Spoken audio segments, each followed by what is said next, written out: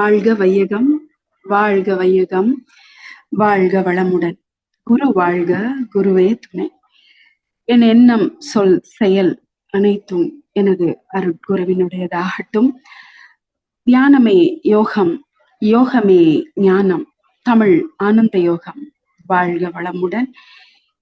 இறை ஞான ஆசிரியர் நன்மணி ஐயா அவர்களுக்கும் தமிழ் ஆனந்த யோக அன்பர்கள் அனைவருக்கும் அன்பு நிறை மாலை வணக்கங்கள். இன்று நாம் சிந்தனைக்கு எடுத்துக்கொண்ட தலைப்பு வேதாத்திரிய வள்ளுவம். நாம அருட்தந்தையோட பல தலைப்புகள்ல நம்ம நிறைய பகுதிகள் நம்ம பேசிக்கிட்டே இருக்கோம். அதாவது காந்த தத்துவம், அலையியக்க தத்துவம், வாழ்க்கை தத்துவம், செயல்விளை தத்துவம், கர்மவினை தத்துவம்னு ஐயா நமக்கு நிறைய விஷயங்களை சொல்லிட்டே இருக்காங்க. இதற்கு இடையில மகரிஷியோட திருக்குறள் உட்பொருள் விளக்கம் அப்படிங்கிற அந்த புத்தகத்துல மகரிஷி ஒரு 50 குறளுக்கான விளக்கங்களை கொடுத்திருக்காங்க. அந்த புத்தகம் படிக்கிற வாய்ப்பு கிடைச்சப்போ அதை பத்தி இங்க பகிரணும், அதை நம்ம சிந்தனைக்கு எடுத்துக்கொள்ளணும் அப்படின்னு ஒரு எண்ணம். அதற்கு தமிழின் மேல் உள்ள ஒரு சிறு காதலும், குறளோட சிறப்பை பத்தி நம்ம சொல்லவே வேண்டாம், அதுவும் தான் அதற்கு காரணம். பொதுவா நாம அறநூல் அப்படின்னு சொன்னாவே பாத்தீங்கன்னா நம்மளுக்கு முதல்ல நமக்கு ஞாபகம் வர்றது திருக்குறள் தான். ஏன்னா அந்த அளவுக்கு திருக்குறள் எல்லா எல்லா தரப்பு மக்களிடத்துலயுமே பரவி இருக்கு. இது இன்னும் சொல்லணும்னா 2000 வருஷங்களுக்கு முன்னாடி கிமு 31ஆம் நூற்றாண்டுல சொல்லப்பட்ட கிமு 31வது வருஷம், கிறிஸ்து பிறப்பதற்கு 31 ஆண்டுகள் முன்னாடி எழுதப்பட்ட இந்த திருக்குறள் காலம் கடந்து ஆயிரக்கணக்கான வருஷங்கள் கடந்தும், மதம் கடந்து, இனம் கடந்து, மொழிகளை கடந்து, எல்லைகளை எல்லாம் உடைச்சு இன்னைக்கு உலகம் முழுவதும் அனைவராலும் ஏற்றுக்கொள்ளப்பட்ட ஒரு புத்தகம். அதற்கு அது எல்லாருக்கும் தெரிந்த ஒரு உலக பொதுமறை அப்படின்னு சொல்லி நாம அதை பெருமையா சொல்றோம். இப்போ உலக பொதுமறையா இருக்கிற ஒரு புத்தகத்தை மகரிஷி எடுத்து அந்த உட்பொருள் விளக்கத்தை கொடுத்திருக்காங்க அப்படிங்கும் அப்ப என்ன சொல்லியிருக்காங்க அப்படிங்கிற ஒரு ஆர்வம், ஒரு புறம் அந்த ஆர்வம், இன்னொரு பக்கம் திருக்குறள் மேல ஒரு ஆச்சரியம் கலந்த ஒரு விஷயம் என்னன்னு கேட்டீங்கன்னா, இத எல்லாருமே பௌத்தம் சார்ந்தவங்களாக இருக்கட்டும், சமணம் சார்ந்தவங்களா இருக்கட்டும், கிறிஸ்தவம் சார்ந்தவங்களாக இருக்கட்டும், எல்லா தரப்பு மக்களுமே பாத்தீங்கன்னா திருவள்ளுவரை தன்னோட சமூகத்தை சார்ந்தவரா அவங்க வச்சுக்கிறாங்க. எல்லாருமே அந்த திருக்குறள் கருத்துக்கள் அவ்வளவு ஆழமா இருப்பதனாலையும் அவரை தன்னோட ஆளா சொல்லிக்கிறதுல எல்லாருமே பெருமைப்பட்டுக்கிறாங்க. இதுல திருவள்ளுவரை நம்ம நினைச்சு பார்க்கும் அவரை பத்தி நம்ம மகரிஷி சொன்ன ஒரு குறிப்பை நான் அப்படியே வாசிக்கணும்னு நினைக்கிறேன். ஏன்னா மகரிஷி அவ்வளவு அழகா சொல்லியிருக்காங்க. ஒரு மனிதன் அறிவில் முழுமை பெற வேண்டுமெனில் அறம், பொருள், இன்பம், வீடு பேறு என்ற வாழ்க்கை துறைகள் தான் அதை பற்றி தெளிவாக உணர்ந்து கொள்ள வேண்டும். இவற்றில் அறம், பொருள், இன்பம் எனும் மூன்றும் உரை மூலம் விளக்கத்தக்கவை. வீடு பேறு எனும் முழுமை பேறு அறிவறிந்த ஆசானிடம் நேரடியான பயிற்சி மூலம் பெற வேண்டிய ஒன்று ஆகும். ஞான நெறி காட்டிய பெரியவர்களுள் சிறந்த ஒரு பேரறிஞர் திருவள்ளுவர். அவர் படைப்பு என்ற கற்பனையிலிருந்து விடுபட்டு பரிணாமம் எனும் உண்மை வழியில் முழுமை பெற்ற ஒரு மெஞ்ஞானி ஆவர். அவர் வீடு பேற்றின் விளக்க நிலை அறிவோடுதான் அறம், பொருள், இன்பம் என்ற முப்பால்களையும் எழுதியுள்ளார். எனவே திருக்குறள் ஒரு முழுமையான வாழ்க்கை நெறி நூல் அப்படின்னு சொல்லிட்டு மகரிஷி சொல்லியிருக்காங்க. எவ்வளவு அழகா அந்த திருக்குறளை மகரிஷி சொல்லியிருக்காங்க அப்படிங்கும் அதனுடைய உரை பத்தி நாம கட்டாயம் பேசணும். ஆக்சுவலா இந்த திருக்குறள்ல ஒரு அதற்கு உரை அப்படின்னு பாத்தீங்கன்னா கிட்டத்தட்ட 1000 பேருக்கு மேல உரை எழுதியிருக்காங்க. அதுல வந்துட்டு தேர்ந்தவை அப்படின்னு சொன்னா ஒரு 50 உரைகளை நாம சொல்ல முடியும். அதாவது தெரிந்த பேர்கள் அந்த மாதிரி இருக்கும். அதுல இன்னும் ஸ்பெஷலா அப்படின்னு நம்ம வந்தோம்னாக்கா ஒரு 10 பேரோட உரை வந்து ஆஹ் கொஞ்சம் க்ளோஸா இருக்கிற மாதிரி இருக்கும்.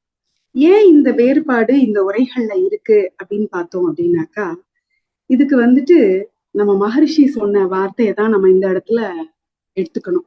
ஏன்னா அவரவர் அவரவர் அறிவின் தெளிவுக்கு ஏற்ப வந்து இந்த உரைகளை கூறியிருக்காங்க. அது மட்டும் இல்லாம அந்த அறிவின் தெளிவு அப்படிங்கிற விஷயம் மட்டும் அங்க இல்ல.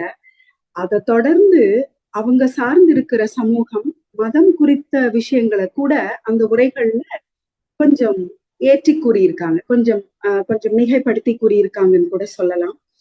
அப்போ யார் சொன்ன உரை வந்து சரியாக இருக்க முடியும்? அந்த திருக்குறளுக்கான ஒரு சரியான பொருளாக உரையாக யார் அதை கூற முடியும் அப்படிங்கிறதுக்கும் மகரிஷி ஒரு பதில் சொல்லியிருக்காங்க. என்னன்னு கேட்டீங்கன்னா, 2 பேர் தான் வந்து திருக்குறளுக்கு சரியான உரை சொல்ல முடியும். ஒன்று வள்ளுவர். ஏன்னா திருவள்ளுவர் அவரே அந்த காலகட்டத்துல அதற்கு உரையும் கூறியிருந்தால் அவர் கூற வந்த கருத்தை சற்றும் மாறாமல் அவர் என்ன சொல்ல வந்தாரோ அதற்கான விளக்கம் அப்படியே நமக்கு கிடைச்சிருக்கும். அது நமக்கு கிடைக்கல. இன்னொருவர் யாரு அந்த சரியான உரைக்கான விளக்கம் தெரிந்தவர் யார் அப்படின்னு பார்த்தா, மற்றொன்று இறைவன். நாம இறைவன் கிட்ட தான் கேட்கணும் சரியான உரை வந்து எதுவாக இருக்க முடியும் அப்படின்னு சொல்லிட்டு. இந்த 2 பேரும் வந்து இப்ப நம்ம கிட்ட இதுதான் சரி அப்படின்னு வந்து நேரடியாக சொல்ல முடியாது. ஆனா அங்கேயும் வந்து மகரிஷி ஒரு தெளிவை கொடுத்திருக்காங்க.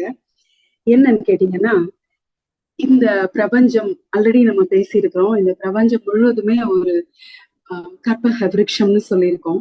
சோ இந்த இந்த கிளவுட்ஸ்ல, இந்த வான்காந்த தளத்துல பதியாத விஷயங்களே கிடையாது. நாம சின்ன சின்னதா நினைக்கிற எல்லா எண்ணங்களுமே இந்த வான்காந்தத்துல பதியும். அப்கோர்ஸ் நம்ம கருமையத்துல பதியும் முதல்ல, அப்புறம் இந்த வான்காந்தத்திலையும் பதியும். அப்படிங்கிறப்போ இவ்வளவு உயர்ந்த ஒரு புத்தகம், அதில் கூறப்பட்ட கருத்துக்களும் நிச்சயமாக இந்த வான்காந்தத்தில் அந்த திருவள்ளுவர் அவர் என்ன மனநிலையில் எழுதியிருந்தாரோ, அவர் எந்த மன அலை சுழலில் அதை பதிவிட்டிருந்தாரோ அந்த பதிவும் அந்த மன அலை சுழல் அப்படியே டிஸ்டர்ப் ஆகாம கட்டாயம் இருக்கும் இல்லையா? இது வந்து நம்ம மகரிஷி நமக்கு கொடுத்த தெளிவு. அப்போ அந்த மன அலை சுழல்ல, அந்த அதிர்வு எண்ணுல நாம நின்னு தவம் பண்ணி அந்த உணர்வை பெறும் பொழுது அந்த உரை சரியான உரையாக இருக்க முடியும் அப்படிங்கிறது மகரிஷியோட விளக்கம். இந்த அப்போ யார் வந்துட்டு வள்ளுவரோட மனநிலையில போய் யாரு தவம் செஞ்சிருக்க முடியும்? டெஃபினட்டா நம்ம அருட்தந்தை வேதாத்ரி மகரிஷி ஒரு முறை வந்து மௌன நோன்பு இருக்கும் பொழுதும் ஒரு புத்தகங்களை வந்து அவங்க வெளியிடுவாங்க. அந்த மாதிரி அவங்க வந்துட்டு வெளியிட்ட கருத்துக்கள் தான் வந்து திருக்குறளுடைய ஒரு 50 குறட்பாக்களுக்கான உட்பொருள் விளக்கமான ஒரு புத்தகமா, ஒரு முத்து போல ஒரு பொக்கிஷமா நம்ம கையில கிடைச்சிருக்கு. இந்த இந்த விளக்கத்தை நாம புரிஞ்சுக்கிறதுக்கு முன்னாடி இன்னொரு விஷயம் நாம தெளிவா எடுத்துக்கணும். ஏன் அப்படின்னு சொன்னா, இந்த குறட்பாக்களுக்குரிய பொதுப்படையான விளக்கம் வந்து எல்லாருக்கும் தெரிஞ்ச ஒன்னாதான் இருக்கும். ஆனா அதுக்கு முன்னாடி எவ்வளவு அதாவது பரிமேலழகர், மணக்குடவர் தொடங்கி ஒரு 10-15 பேர் கொடுத்த உரைகள் வந்து எப்படி எங்க வேறுபடுறாங்க, அவங்களோட கருத்துக்கள்ல எங்க வேறுபடுறாங்க, இவங்க எல்லாத்தையும் தாண்டி நம்ம மகரிஷி வந்து எந்த இடத்துல இவங்களோட சிந்தனையில இருந்து அவருடைய சிந்தனை வேறுபடுகிறது அப்படிங்கிறத நாம ஒரு ஒப்பாய்வு முறையில பாக்குறதுக்குதான் வந்துட்டு இன்னைக்கு ஒரு சிறு முயற்சியா இந்த வேதாத்திரிய வள்ளுவம் அப்படின்னு சொல்லிட்டு இறைநிலை எனக்கு இந்த வாய்ப்பை கொடுத்ததா நான் நினைக்கிறேன். இதுல பாத்தீங்கன்னா குறிப்பிட்டு சொல்றது அப்படின்னு கேட்டா, இந்த முதல்ல கடவுள் வாழ்த்து அப்படின்னு சொல்லிட்டு அதிகாரம் இல்லையா, முதல் அதிகாரம் கடவுள் வாழ்த்து. இந்த கடவுள் வாழ்த்து அப்படிங்கிற அதிகார பேரே வந்துட்டு திருவள்ளுவர் கொடுத்தாரா அப்படின்னு சொல்லிட்டு அங்கேயே ஒரு குறி இருக்கு, அங்கேயே ஒரு கேள்விக்குறி இருக்கு. என்னன்னு கேட்டீங்கன்னா, பரிமேலழகர் தான் வந்துட்டு கடவுள் வாழ்த்து அப்படின்னு சொல்லிட்டு பெயர் கொடுத்ததாக ஒரு கருத்து நிலவுறது. அப்பாத்துரையார் அப்படிங்கிற உரை ஆசிரியர் என்ன சொல்றாரு, இறை வாழ்த்து அப்படின்னு சொல்றாரு. பாவாணர் தேவநேய பாவாணர் என்ன சொல்றாரு அப்படின்னு பார்த்தா முதல் பகவன் வாழ்த்து அப்படின்னு சொல்றாரு. அடுத்து புலவர் குழந்தை அப்படின்னு சொல்றாரு, இறை நலம் அப்படின்னு சொல்றாரு. இரா நெடுஞ்செழியன் சொல்லிட்டு அவர் வந்துட்டு அறிவன் சிறப்பு அப்படின்னு சொல்றாரு. பாவலரேறு பெருஞ்சித்திரனார் அப்படிங்கிறவர் வந்துட்டு அறத்தின் முதலான அறத்தை முதலாக நின்று இயங்கும் மூல பொருளாகிய இறைமையை உணர்தல் அப்படின்னு சொல்லிட்டு ஒரு பெரிய பேர் கொடுத்திருக்கிறார். ஆக்சுவலா இந்த அதிகார பேருக்கே வந்துட்டு இவ்வளவு கருத்து வேறுபாடுகள் வருது. ஏன் அப்படின்னு பாத்தீங்கன்னா, இன்னும் ஒரு தெளிவும் இதை தேடி பயணப்பட்டதுல எனக்கு கிடைச்சதை நான் இங்க பகிர்றேன். இறைவன் இறைமை அப்படிங்கிற வார்த்தை வந்து நமக்கு பொதுவா இறைநிலை இறையருள நாம நிறைய சொல்றோம். இதுல இறைமை அப்படிங்கிறதுக்கு விளக்கமாக சொல்லப்பட்டது என்னன்னு கேட்டீங்கன்னா, அனைத்திற்கும் மூலமாய் முதற் பொருளாய் மூல ஆற்றலானது தனித்து நிற்கும் நிலை அப்படின்னு சொல்றாங்க. சோ இறைநிலை அப்படின்னா மூல மெய்ப்பொருள் நிலை. நம்ம மகரிஷியோட வெர்ஷன்ல நம்ம சுத்த வெளி அப்படின்னு சொல்லி நாம கன்க்ளூஷனுக்கு வரலாம். அடுத்து கடவுள் அப்படிங்கிற வார்த்தைக்கு என்ன பொருள் சொல்றாங்க அப்படின்னு கேட்டீங்கன்னா, மூல பொருளானது உயிர்களுடன் கலந்து நிற்கும் நிலை. அதாவது இந்த மூல மெய்ப்பொருளான இறைநிலை உயிர் பொருள்களுடன் மூலப்பொருள்கள் இருந்துதான் உயிர் பொருள் அனைத்தும் ஜடப்பொருள் அனைத்தும் தோன்றி வந்திருந்தாலும் அதற்குள்ளாக கலந்து நிற்கின்ற நிலை, மூலப்பொருள் இதனோடும் கலந்து நிற்கின்ற நிலைய கடவுள், அததான் நாம கூட சொல்லுவோம் இல்லையா, கடந்து உள் செல்லணும் அப்படிங்கிறது அந்த கடவுள்னு சொல்லுவோம். சோ அந்த கடவுள் அப்படிங்கிறதுக்கு இந்த ஒரு விளக்கம் கொடுத்திருக்காங்க. அதுக்கு இன்னும் கொஞ்சம் புரிதல் வேணும் அப்படின்னு சொன்னாக்கா, அந்த இறைத்தன்மையிலிருந்து இறைநிலையிலிருந்து சற்றே இறங்கி வந்த அவதார நிலை அப்படின்னு கூட சொல்லியிருக்கிறாங்க. அடுத்து தெய்வம் அப்படிங்கிற வார்த்தைக்கான விளக்கம். தெய்வம்ங்கிற வார்த்தை எந்த மொழி அப்படிங்கிற ஆராய்ச்சி எல்லாம் நம்ம அப்படி கொஞ்சம், ஏன்னா மொழியை கடந்து வந்த ஒரு உலக பொதுமறையை பத்தி நம்ம பேசிட்டு இருக்கோம். சோ இந்த தெய்வம் அப்படிங்கிற வார்த்தைக்கான விளக்கம் பாத்தீங்கன்னா, உயிர்களுள் மேம்பாடுற்று சிறந்த மீமிசை மாந்த உயிர்கள் உலகத்தில் வாழ்ந்து மறைந்து மீண்டும் உடற்பிறவி அற்று, அதாவது பிறவி பயனை தீர்த்துவிட்டு உயிர் ஒளியாய் இயங்கும் நிலை. இந்த வார்த்தைகளை வாசிக்கும் பொழுது இன்னொரு தெளிவு நிலை கிடைச்சது. நம்ம சாதாரணமா பேச்சு வழக்குல குல தெய்வ வழிபாடு அப்படின்னு சொல்லுவோம். குல தெய்வம் அப்படிங்கிற வார்த்தை தான் நம்ம சொல்றோம். இது எந்த இடத்துலயுமே குல கடவுள் அப்படின்னு சொல்லியோ இல்ல குல இறைவன் அப்படிங்கிற வார்த்தையோ நம்ம பயன்படுத்தினது இல்லை. எல்லா இடத்துலயுமே குல தெய்வம் குலசாமி அப்படிங்கிற வார்த்தை தான், அந்த தெய்வம்ங்கிற வார்த்தை தான் ஜாஸ்தி நம்ம அதிகப்படியா நம்ம பயன்படுத்தி இருக்கோம்.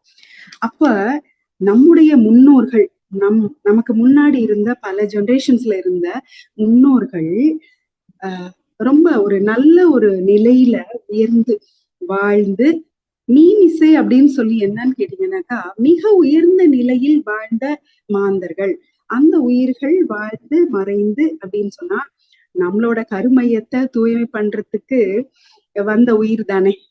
சொல்ல போனா அத்தனை முன்னோர்கள் கிட்ட இருந்து நாம இன்னைக்கு வந்திருக்கிறோம் அப்படின்னா, இன்னைக்கு நமக்கு இப்படி ஒரு அருட்குரு கிடைச்சதாக இருக்கட்டும், ஒரு நல்ல வழிகாட்டியாக இருக்கிற நம்முடைய ஆசான்கள், நம்முடைய ஞானாசிரியர் ஐயா கிடைச்சதாக இருக்கட்டும், நமக்கு பல நல்ல விஷயங்கள் நமக்கு வாழ்க்கையில நடப்பதற்கு நம்முடைய கருமையம் வந்து சற்றேனும் தூய்மை அடைந்திருந்திருந்தால் அந்த தூய்மைக்கு காரணம் நம்முடைய முன்னோர்கள் யார் இந்த மாதிரி வந்துட்டு குல தெய்வமாக அனுசரிக்கப்படுகிறார்களோ அவர்களுடைய கருணையில தான் நமக்கு இப்போ ஒரு நல்ல நிலைமை நமக்கு கிடைச்சிருக்கு. சோ இந்த குலதெய்வ வழிபாடு அப்படிங்கிறதுக்குரிய ஆழ்ந்த ஒரு தெளிவு வந்து இன்னைக்கு இந்த குறளுக்கான விளக்கத்தை தேடும் பொழுதுதான் வந்துட்டு எனக்கு கிடைச்சது. அதை நான் ரொம்ப சந்தோஷமா இங்க நான் பதிவு பண்ண விரும்புறேன். அப்படி அந்த நன்றியோட நாம இருக்கணும் அப்படிங்கறத இந்த இடத்துல நாம பதிவு பண்ணிக்கணும். சோ இந்த தெளிவோட நாம வந்து இப்போ அகர முதல எழுத்தெல்லாம் ஆதி பகவன் முதற்றே உலகு அப்படிங்கிற அந்த முதல் குறளுக்கு இந்த முதல் குறளுக்கான விளக்கமாக மற்றவங்க எல்லாம் என்ன சொல்லியிருக்காங்க அப்படின்னு பாத்தீங்கன்னா, மணக்குடவர் அவர்தான் வந்து கொஞ்சம் அர்லியரா உள்ளது. அதுக்கப்புறம் பரிமேலழகர், அப்புறமா வந்து சொல்லியிருக்காங்க. சோ இவங்க எல்லாரும் நம்ம சாலமன் பாப்பையா வரைக்கும் என்ன சொல்லியிருக்காங்க அப்படின்னு பாத்தீங்கன்னா, கிட்டத்தட்ட அவங்க எல்லாரோட கருத்துமே வந்து ஒரே மாதிரிதான் இருக்கு. ஒரே மாதிரினாக்கா வார்த்தைகள் தான் வேறுபடுதே தவிர அந்த அதனுடைய பொருள் வந்து கிட்டத்தட்ட ஒரே மாதிரிதான் இருக்கு. எழுத்துக்கள் எல்லாம் மகரமாகிய எழுத்தை தமக்கு முதலாக உடையன.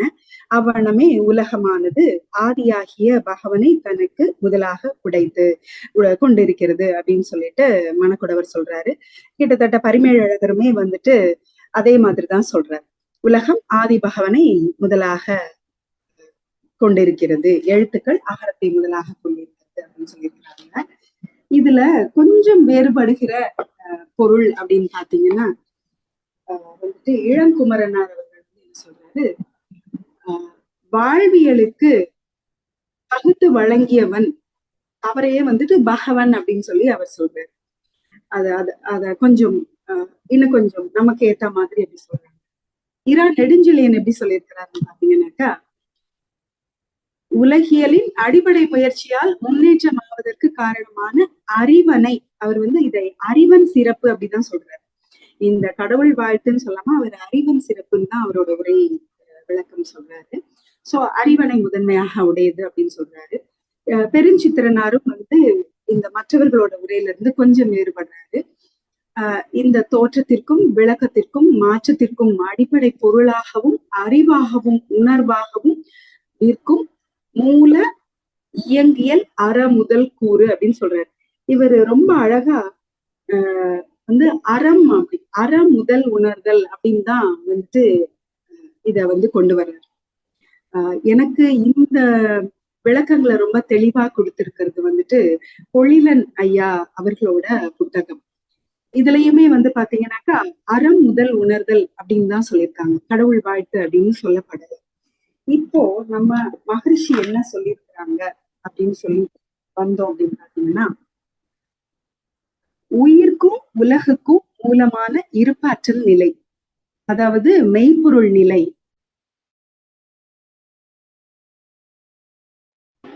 அதாவது இருந்த எழுந்த படர்ந்த மூன்று நிலைக்கும் எது நமக்கு வந்து அடிப்படையா இருக்கு அப்படின்னு பார்த்தோம்னா வந்து இருந்த நிலைதான். அதாவது சுத்த வெளிதான் வந்து அடிப்படையா இருந்து அதிலிருந்துதான் எழுந்த படர்ந்த நிலை நமக்கு வந்தது அப்படின்னு சொல்லிட்டு மகர்ஷி சொல்றாங்க. சோ மொழிக்கு முதலாக ஆ என்ற எழுத்து இருப்பது போல மூல மெய்ப்பொருள் நிலையே உலகிற்கும் உயிர்க்கும் முதலாக அமைகிறது அப்படின்னு சொல்லிட்டு விளக்கமா சொல்றாங்க. இன்னொரு பொழிலன் அவங்களோட உரையும் பாத்தீங்கன்னாக்கா, எழுத்துக்கள் வந்து அகரத்தை முதலாக கொண்டுள்ளது. உலகம் தொன்மை வாய்ந்த பகுத்து ஆய்ந்து திறத்தினை உடைய அறிவனை முதலாக கொண்டுள்ளதுன்னு சொல்லியிருக்காங்க. இப்போ மகரிஷி இதுல இன்னும் சில வார்த்தைகளுக்கும் விளக்கம் சொல்லியிருக்காங்க. ஏன்னா இந்த பகவன் அப்படிங்கிற வார்த்தைக்கு பல விளக்கங்கள் பல இடங்கள்ல சொல்லப்பட்டிருக்கு. அந்த பகவன் அப்படின்னு சொன்னாக்கா புத்தரை சொல்றாங்க, அருகர் அப்படின்னு சொல்லிட்டு அவங்கள பத்தி சொல்றாங்க. அதாவது பௌத்தத்துல சமணத்துல எல்லாம் வரும்பொழுது புத்தரை அருகரை சொல்றாங்க. பகம் அப்படிங்கிற மூல சொல்லுக்கு அர்த்தமாக செல்வம், மரம், புகழ், திரு, ஞானம், அபாவின்மை, இந்த மாதிரி பல அர்த்தங்கள் வந்து அந்த பகம் அப்படின்றது. ஆனா நம்ம அருட்தந்தை என்ன சொல்றாங்க அப்படின்னு கேட்டீங்கன்னா, லகு பகு அப்படின்னு சொல்லிட்டு இரண்டு வார்த்தைகள் இருக்கு, ஒன்றுக்கொன்று எதிர்பார்த்தமான வார்த்தைகள். இந்த லகு அப்படிங்கிற வார்த்தையை பாத்தீங்கன்னா நமக்கு ஈஸியா நம்ம பயன்படுத்துற வார்த்தை தான், ஈஸிங்கிறதுக்கு உள்ள வார்த்தை தான். எளிய சிறிய அப்படிங்கிறதுக்கு லகு. ஏன்னா இந்த லகு அப்படிங்கிற வார்த்தையை நம்ம பயன்படுத்தும் போது அதற்கு எதிர்பதமாக சொல்வது வந்து பகு. அப்ப எளிய சிறிய அப்படிங்கிறதுக்கு எதிர்பதமாகிய இந்த பகு அப்படிங்கிறது என்ன சொல்ல வருது அப்படின்னா, பெரிய மதிப்பு மிக்க அப்படிங்கிற அர்த்தத்தை அது கொடுக்குது. சோ பகு பிளஸ் அவன் பகவன் அப்படின்னு சொல்லிட்டு மகரிஷி இந்த வார்த்தைய கையாண்டிருக்காங்க. பகு பிளஸ் அவன் பகவன். சோ இந்த பகவன் அப்படின்னாக்கா யாரு? பகவனாக்கா மிக பெரிய, மிக அளவில் எல்லையற்ற பெரிய, அந்த முதற் பொருள் இருக்கு இல்லையா, மெய்ப்பொருள் நிலை, அத வந்து பகவன் அப்படின்னு சொல்லிட்டு அவங்க சொல்றாங்க. அதுக்கு இன்னொரு வார்த்தை விளக்கத்தையும் எப்படி சொல்லியிருக்காங்கன்னு கேட்டீங்கன்னா, ஆண்டு ஈண்டு அப்படின்னு சொல்லிட்டு நம்ம கேள்விப்பட்டிருப்போம் ரெண்டு வார்த்தை. அதுல ஈண்டு அப்படின்னு சொன்னீங்கன்னாக்கா குறுகிய எல்லைக்குள்ள பக்கத்துல உள்ளதை சொல்றதுக்கு அந்த ஈண்டுங்கிற வார்த்தையும், மிக விரிந்த எல்லையற்ற தூரத்தை குறிக்கணும்னாக்கா ஆண்டு அப்படிங்கிற வார்த்தையும் சொல்லும். இந்த ஆண்டு பிளஸ் கூட்டல் அவன் அப்படிங்கிற வார்த்தை ஆண்டவன் அப்படிங்கிற சொல்ல கொடுக்குது. அது போல பகு பிளஸ் அவன் பகவனை கொடுக்குது. சோ ஆற்றல் செறிந்த நிலைக்களமாக உள்ள உலகம் மெய்ப்பொருளாகிய இருப்பு ஆற்றலின் மலர்ச்சியே அப்படின்னு சொல்லிட்டு மகரிஷி வந்து இந்த இடத்துல ரொம்ப அழகா வார்த்தையை கையாண்டிருக்காங்க. அதை தாண்டி இன்னும் ஒரு அழகான விளக்கமும் சொல்லியிருக்காங்க. ஔவையாருடைய குரலையும் வந்துட்டு மகரிஷியே இதுல எடுத்து காட்டியிருக்காங்க. என்ன குரல் கேட்டீங்கன்னா, பரமாய சக்தியுட் பஞ்சமாபூதம் தரம் மாறி தோன்றும் பிறப்பு அப்படின்னு சொல்லிட்டு ஔவையோடது. இந்த இடத்துல நாம ஒரு விஷயம் புரிஞ்சுக்க வேண்டியது என்னன்னு கேட்டாக்கா, ஆச்சரியமான ஒரு உண்மை என்னன்னு கேட்டீங்கன்னா, படைப்பு தத்துவம் அப்படிங்கிற கிரியேட்டிவ் தியரியில இருந்து பரிணாம தத்துவம் அப்படிங்கிற இவல்யூஷனரி தியரிக்கு வந்து கிட்டத்தட்ட 3ஆம் நூற்றாண்டில் வாழ்ந்த ஒரு ஔவை பாடியிருக்காங்க. ஆனா முன்னாடியே ஔவை பாட்டிக்கு முன்னாடியே ஒரு 350-400 வருஷம் முன்னாடியே திருவள்ளுவர் அப்படிங்கிற மெய்ஞானி வந்துட்டு அதை மறைப்பொருளாக குறிப்பிட்டு இருக்கிறார் அப்படின்னு சொல்லிட்டு மகரிஷி சொல்றாங்க. கிட்டத்தட்ட 19ஆம் நூற்றாண்டு 1859தான் வந்துட்டு சார்லஸ் டார்வினோட இவல்யூஷனரி தியரியே வந்துட்டு உலகுக்கு வருது. அது வருகிற நேரத்துல அவருக்கு நிறைய டூல்ஸ் இருக்கு, சயின்டிபிக் டூல்ஸ் நிறைய வச்சுட்டு அவர் வந்து ஆராய்ச்சி பண்ணி அவர் வந்துட்டு உலகம் வந்து படைப்பு தத்துவத்தின் கீழ் பிறக்கவில்லை, இது வந்து பரிணாம தத்துவத்தின் கீழ் வந்தது, இறைவன் அப்படி மேல இருந்து ஒரு உயிரியா படைக்கல, ஒரு உயிரும் அதுல தன்மாற்றத்தினால் அப்படியே முகிழ்ந்து மாறி மாறி பரிணாம வளர்ச்சியில இந்த உலகம் வந்திருக்கு அப்படின்னு சொல்லிட்டு அவர் சொன்னது 19ஆம் நூற்றாண்டுல. ஆனா 3ஆம் நூற்றாண்டுல ஔவை வந்து பாடியிருக்காங்க, பரமாய சக்தியுள் பஞ்சமாபூதம் தரம் மாற்றி தோன்றும் தரம் மாறி தோன்றும் பிறப்பு அப்படின்னு சொல்லிட்டு அந்த அம்மா பாடியிருக்காங்க. அதற்கும் முன்னாடி வள்ளுவ பெருந்தகை வந்து பாடியிருக்கிறார். சோ அதனால்தான் அவர் நமக்கு முன்னாடி இறந்து வாழ்ந்து நம்மை உய்வேற்ற வந்தவர் அப்படிங்கிறதுனாலதான் அவரை தெய்வ புலவர் அப்படின்னு சொன்னாங்கன்னு நினைக்கிறேன். அடுத்து பாத்தீங்கன்னா, இந்த இடத்துல இந்த ஔவை பாட்டியோட கான்செப்ட ரொம்ப அழகா மகரிஷி சொன்னதோட இந்த குறளுக்கான விளக்கம் வந்துட்டு நிறைவு பெறுகிறது. அடுத்த குறள் வந்துட்டு 2வது குறள். கற்றதனால் ஆய பயனன்கொல் வாலறிவன் நற்றாள் தொழார் எனி. இந்த 2வது குறளை இந்த 2வது குறளுக்கும் வந்துட்டு ஜென்ரலா எல்லாரும் என்ன மாதிரியான விளக்கம் செய்திருக்காங்க அப்படின்னு கேட்டீங்கன்னா, எல்லா நூல்களையும் கற்றவர்க்கு அந்த கல்வியால என்ன பயன்? ஏன்னா மெய்யுணர்வு உடைய நல்லவர்களுடைய தாள்களை தொழவில்லை எனில், அதாவது நற்றாள் தொழார் எனின்னு சொல்றாங்க இல்லையா. சோ தூய அறிவினது நல்ல அடிகளை வணங்காரெனின் படித்த படிப்புக்கு வந்து பயன் இல்லை அப்படின்னு சொல்றாங்க. ஆல்மோஸ்ட் எல்லாருமே பாத்தீங்கன்னா இந்த ஒரு விளக்கத்தை தான் சொல்லியிருக்காங்க. இன்னும் கொஞ்சம் வேறுபடுவது பெருஞ்சித்திரனார், நெடுஞ்செழியன் அண்ட் இளங்குமரனார் அவங்களாம் வந்து தூய அறிவின் வடிவான நல்ல அடிகளை வணங்குவதை கற்காதவர் கற்ற பிற கல்வியால் பயனில்லை அப்படின்னு சொல்றாங்க. இப்போ மகரிஷி இந்த இடத்துல எவ்வளவு அழகா சொல்லியிருக்காங்க அப்படின்னு பார்க்கும்போது ரொம்ப ரொம்ப ஆச்சரியமா இருக்கு. எந்த அளவுக்கு சிந்தனை வேறுபடுகிறது அப்படிங்கறத நம்ம இந்த இடத்துல வந்து ஆழ்ந்து சிந்திக்கணுமே. சோ முதல் குறள்ல இறைநிலைய பத்தின விளக்கத்தை வள்ளுவ பெருந்தகை சொல்லியிருக்கிறத மகரிஷி எடுத்து கூறியிருக்கிறாங்க. இரண்டாவது குறள்ல அந்த இறைநிலைக்கும் ஜீவனுக்கும் இடையே உள்ள தொடர்பை பத்தின விளக்கத்தை சொல்லியிருக்காங்க. ஒரு ஜீவன் அப்படின்னு சொன்னா இந்த ஐம்பூதங்களிலிருந்து எல்லா ஜீவன்களும் வந்து எல்லா ஜீவன்களுக்கும் அது ஜீவன் மட்டும் இல்லை, எல்லாவற்றிற்குமே வந்து ஒரு சிறப்பு பாத்தீங்கன்னா அறிவு. ஒரு டம்ளர் ஆகட்டும், ஒரு வாட்டர் பாட்டில் ஆகட்டும், ஒரு டேபிள் ஆகட்டும், அதற்கு ஒரு அறிவு இருக்கு இல்லையா? அசேதன பொருளாக இருந்தாலும், அதாவது சடப்பொருளாக இருந்தாலும், உயிர் பொருளாக இருந்தாலும், எல்லாவற்றிற்குமே வந்து அதற்குள்ள வந்துட்டு அறிவு அப்படின்னு இருக்குன்னு சொல்லிட்டு மகர்ஷி சொல்லுவாங்க. இந்த பேசிக்கிட்டு இருக்கிற மைக்குக்கு ஒரு அறிவு இருக்கு, அது நான் கொடுக்குற சத்தத்தை இன்னும் கொஞ்சம் எல்லாருக்கும் கேட்கும்படியா கொடுக்குது அப்படின்னு சொல்லிட்டு மகர்ஷி பேசும்போது பல முறை சொல்லியிருக்காங்க. அந்த விளக்கம் சொல்லும் பொழுது அந்த மாதிரி அழகா சொல்லுவாங்க.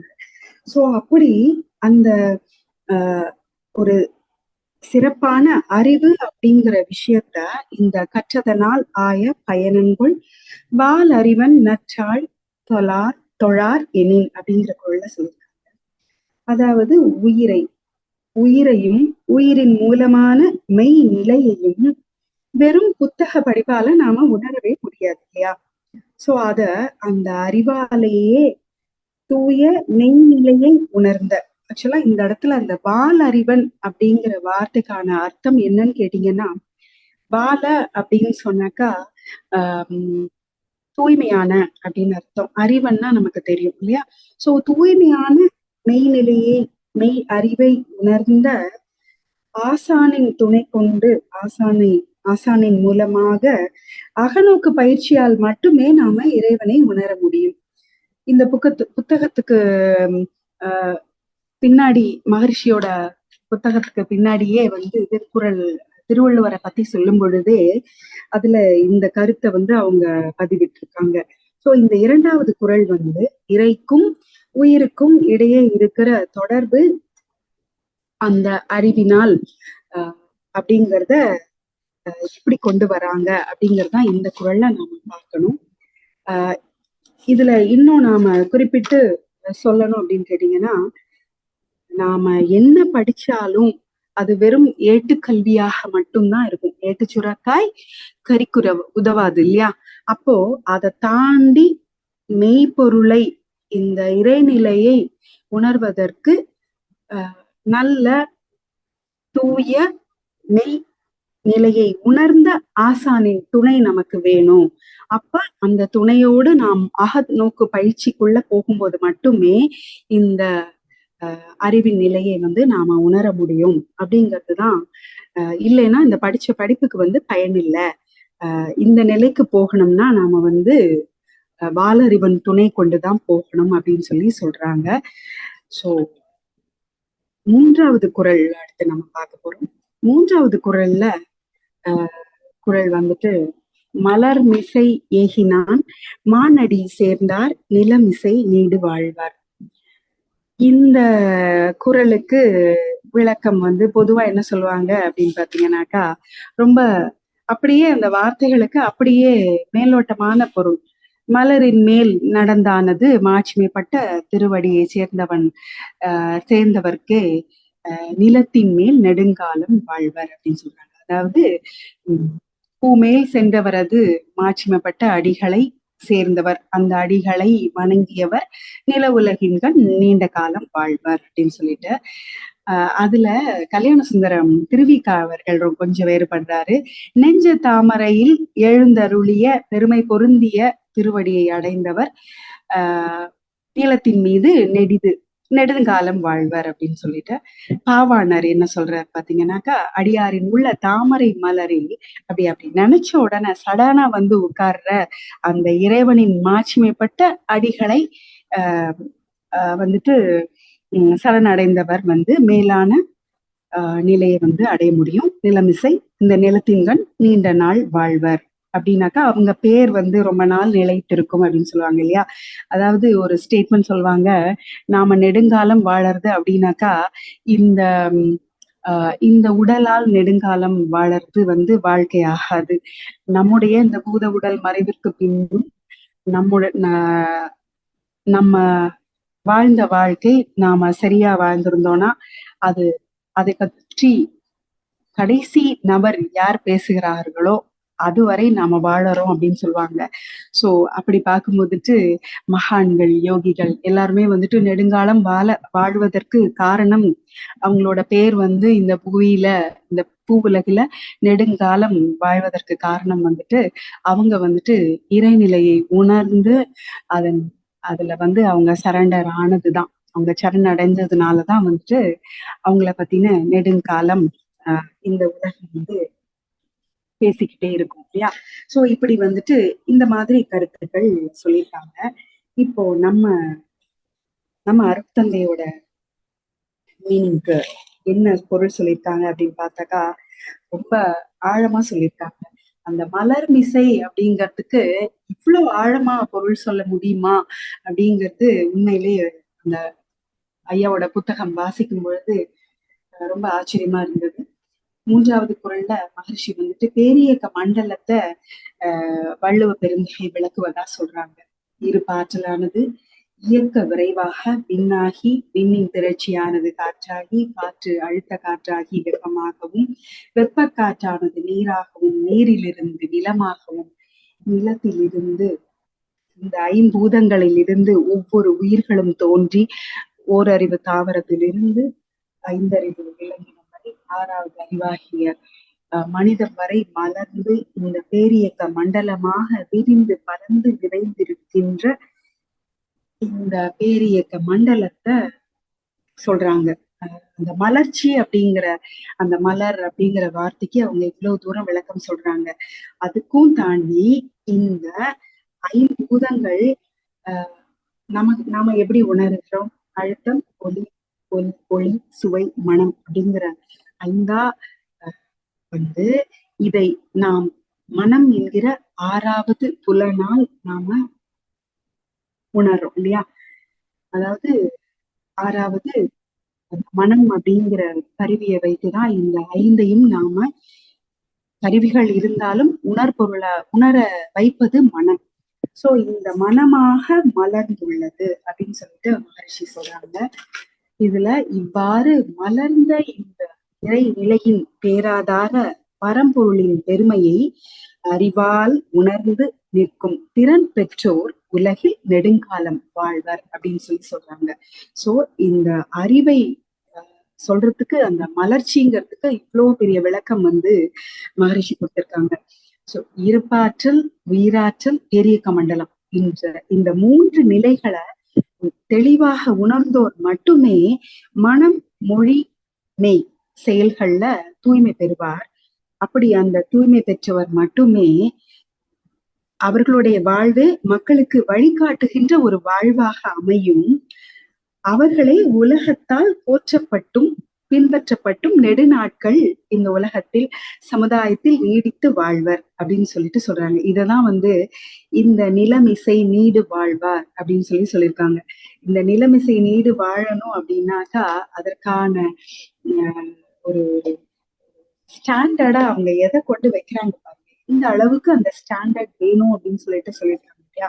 சோ நிலமிசை நீடு வாழ்வார் அப்படிங்கிறத வெறுமனே வந்து கடவுளின் திருவடியை போய் சரணடைந்து வெறுமனே வந்து ஒரு பக்தியில் மட்டும் அல்லாமல் அவர்களுடைய செயல் மாற்றம், நம்ம நன்மணியை அடிக்கடி சொல்லுவாங்க, நம்ம செயல் மாறி அந்த செயல் மாற்றத்தினால் நாம வந்து உலகுக்கு நன்மை செய்கிற ஒரு சூழல் வந்தால் மட்டும்தான் வந்து நாம வந்து மகர்ஷியோட வேதாத்திரியத்தை நாம வந்து செயலுக்கு கொண்டு வரோம் அப்படின்னு சொல்றாங்க இல்லையா. அப்படி ஒரு ஒரு செயல் திறம் தான் இங்க வந்துட்டு நிலமிசை நீடு வாழ்வதற்கு தேவை அப்படின்னு சொல்லிட்டு மகர்ஷி சொல்றாங்க. இதுல ரொம்ப அழகா ஃபைனல் டச் மாதிரி சொல்ற விஷயம் என்னன்னு கேட்டீங்கன்னாக்கா, வாழ்வாங்கு வாழ்வதற்கு மனிதர் வாழ்வாங்கு வாழ்வதற்கு மெய்யுணர்வு, உயிர் உணர்வு, உணர்ச்சிகளில் ஊடுருவி நிற்கும் மறை பொருள் உணர்வு அப்படின்னு சொல்லிட்டு 3 விஷயம். நத்திங் பட் இறை, உயிர், அறிவு அப்படிங்கிற இந்த 3ம் மறைபொருளாக இருக்கு. இந்த 3 மறைபொருளை நாம உணர்ந்து தெளிதல் அவசியம். அதற்கு 2வது குறள் சொன்ன மாதிரி வெறும் ஏட்டுக்கல்வி உதவாது. வாழ்க்கை கல்வி, இயற்கை கல்வி, ஒழுக்க பழக்க கல்வி அப்படின்னு சொல்லிட்டு மகர்ஷி சொன்ன கல்வி நமக்கு ரொம்ப அவசியம். அப்படிப்பட்ட ஒரு கல்வியை கற்று அந்த அறிவால் அந்த இறைவனை இறைநிலையை உணர்ந்து தெளிவதற்காக வாழ்வின் விளக்கத்தை, இது வந்து மகர்ஷி அழகா சொல்லியிருக்கிற ஸ்டேட்மெண்ட், அதை நான் மாத்தாம அப்படியே சொல்ல விரும்புறேன். ஆகவே வாழ்வின் விளக்கத்தை சிந்தனை ஆற்றல் மிக்க அறிஞர்களுக்கு வழங்க கருணை கொண்ட அவ்வள்ளல் யாரு, வள்ளுவ பிறந்தகை சொல்றாங்க, 3ஐயும் முதல் 3 குறட்பாக்களில் விளக்கியுள்ளார் அப்படின்னு சொல்றாங்க. ஆக்சுவலா அந்த மறைப்பொருளை அவங்க சொன்னதை வந்து நாம எப்படி எடுத்துக்கணும் அப்படின்னு சொல்லிட்டு நமக்கு இன்னும் அந்த புரிஞ்சுக்கிற மாதிரி மகரிஷி வந்து விளக்கமா சொல்லியிருக்காங்க. இப்படி ஒரு சிறப்பான ஒரு நாம இது வரைக்கும் திருவள்ளுவம் சொல்லியிருக்கு அப்படின்னு சொல்லி நாம தெரிஞ்சிருப்போமான நிச்சயமா இல்லை. அதற்கு மகரிஷிக்கு நாம பெரிய நன்றி கடன் சொல்லணும். ஏன்னா அந்த ஒரு குறளையும் வந்து அவங்க எவ்வளவு ஆழமா சிந்திச்சு சொல்லியிருக்காங்க அப்படின்னு சொல்லிட்டு அதை நம்ம இன்னும் நம்மளோட சிந்தனையில இதை ஓட விடணும். இந்த ஒரு தெளிவோடு எப்பொழுதும் நாம் வாழ்வில் பயணிக்க எல்லாம் வல்ல இறை அருளும் குருவருளும் நம்மை வழி நடத்தட்டும் என்ற சங்கல்பத்தோடு இந்த உரையை நிறைவு செய்கிறேன். நன்றி, வணக்கம், வாழ்க வளமுடன்.